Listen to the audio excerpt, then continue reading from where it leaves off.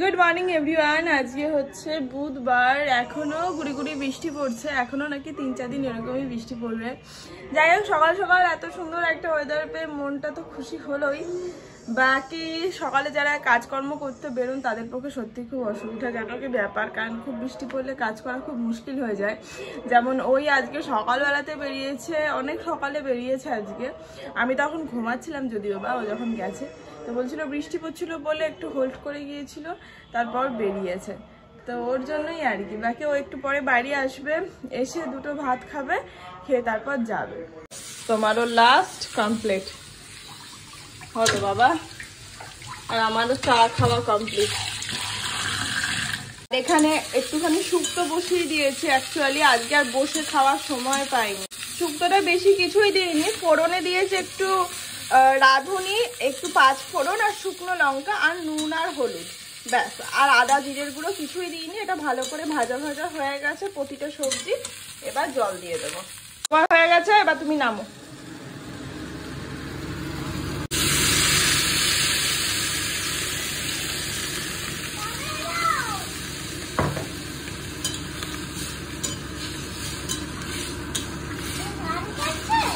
এরা স্নান করছে।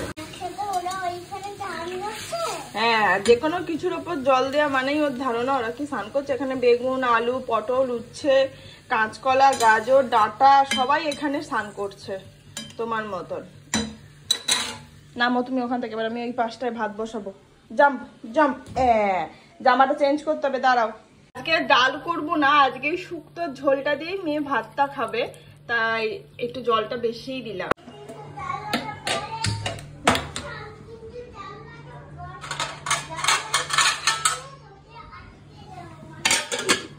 এইটা স্মার্ট বাজার থেকে এনেছিলাম না, লাইটারটা বেশ ভালো। কিন্তু এই জামাটা খিচুড়ি পড়েছে, যাবো চেঞ্জ করে ওকে একটা ভালো জামা পরাবো। জামা নিয়ে খুব মানে কি বলবো, খুব খুঁতখুঁতে জামা।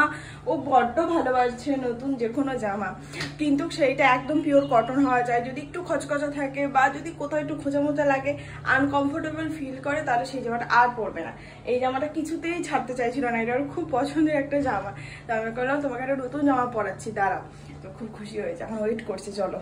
ও বাবা ওয়েট করছে, কেউ নিজেই নিয়ে চলে এসছে। এটা পরবে? আমি তো আরো একটা ভেবেছিলাম। আজকে ওয়েদারটা একটু ঠান্ডা, আর একটা মোটা জামা আছে, ওটা একটু পরে, এটা খুব পাতলা। বললাম তো এখন ম্যাডামের পছন্দ হবে কিনা সেই জামাটি সন্দেহ আছে। ম্যাডাম নিজেকে আয়নায় দেখছেন এখনো। কেমন লাগছে? পছন্দ? হ্যাঁ, এই জামাগুলো না ছোট হয়ে যাচ্ছে ওর, বাইরে আর পরে যাওয়া যাবে না, কিন্তু এখনো ভালো রয়েছে জামাগুলো, তাই ঘরেই পরে নিক। আর খুব গরম হলে তো জামা পরে থাকাই যায় না। ঠিক আছে, তবে এটা খুব সফট আর নরম জামা, এটা হালকা গরমেও পরা যায়, ওর জন্য এটা থাক। যদিও বা এটা অনেকটা ছোট হয়ে গেছে, বাট তবুও। রান্নায় বিশেষ কিছু নেই, যে ভাত আর এটা হলেই হয়ে যাবে। আর কালকের একটা মাছ আছে, তো ওটা ভাবছি মেয়েকে দিয়ে দেবো। আর ডিম বলতে একটি সম্পদ আজকে, তো এই ডিমের অমলেট তুলে বড়া করে ঝোল করব, এইটা ও আর আমি শেয়ার করে খাবো। আর কালকে লতি চিংড়িটা একটু বেশি করেছিলাম যাতে আজকে হয়ে যায়, তো শুক্তো, লতি চিংড়ি আর ডিমের বড়া তুলে ঝোল। আর মাম্মাম তো গোটা ভাতটাই খাবে হচ্ছে শুক্তো দিয়ে, আর শেষে মাছ। এটা ভালো যে আমার প্রেমে পড়ে গেছে। পুজো আসছে তো, পুজোর আর বেশি দিন নেই মাম্মাম। সবে এটা কি মাস? জুলাই, আগস্ট, সেপ্টেম্বর, 3 মাস। আজ না, আর অক্টোবরের একদম শুরুতে পুজো পড়েছে, একদম শুরুতে। মানে মোটামুটি আমাদের শপিং স্টার্ট করতে হবে অগস্ট থেকে। 2 মাস তো টাইম লাগবেই মা। হ্যাঁ, কারণ তোমার মায়ের অর্ধেক জিনিস এমনিই খুঁজে পাওয়া যায় না, যা পছন্দ হয় না। কোনো শপিং মলে কোনো কিছু পছন্দ হয় না, তারপরে দেওয়া থাওয়া তো থাকেই। মোটামুটি অগস্ট থেকে পুজোর শপিংটা স্টার্ট করি। সিরিয়াসলি পুজোর আর বেশি দিন নেই, কি এক্সাইটেড লাগছে না বলো? ওটসের খিচুড়ি অনেকটা বেশি হয়েছে, তাই সন্ধ্যের জন্য রেখে দিলাম, মাম্মাম পরে খাবে।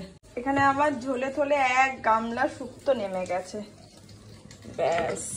এখানে ভাতটাও প্রায় হয়েই এসেছে। বলেছি না দরজা তুমি খুলবে না।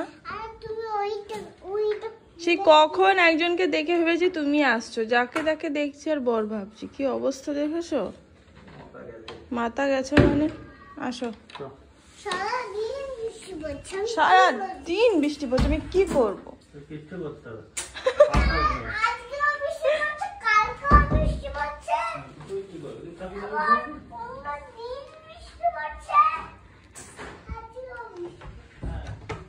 Good morning.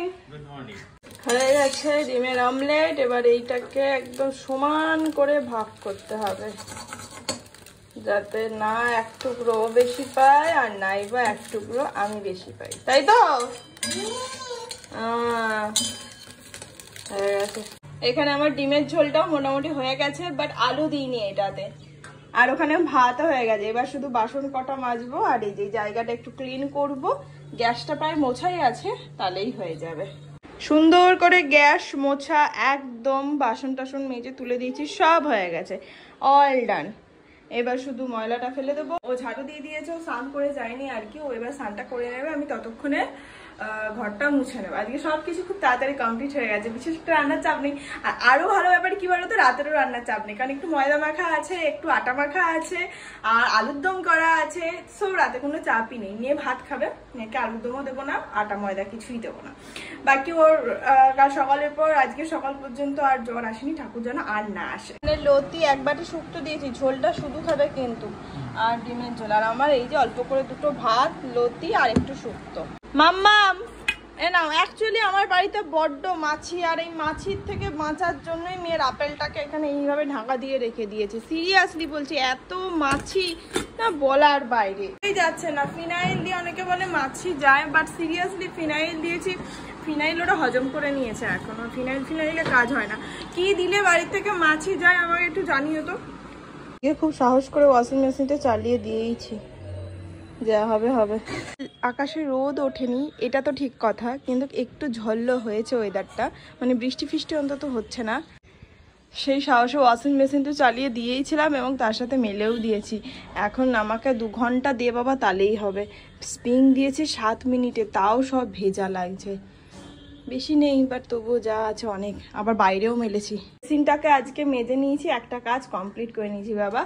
আর ওপরে ওইগুলো তো পরিষ্কারই রয়েছে, ব্যাস।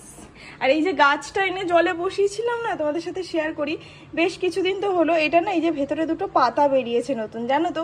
নিচে অবশ্য শেকড় এখনো বেরোয়নি, বাট ওপরে দুটো ছোট্ট ছোট্ট পাতা বেরিয়েছে। আর ঠাকুর দিয়ে খেতে বসবো এবার।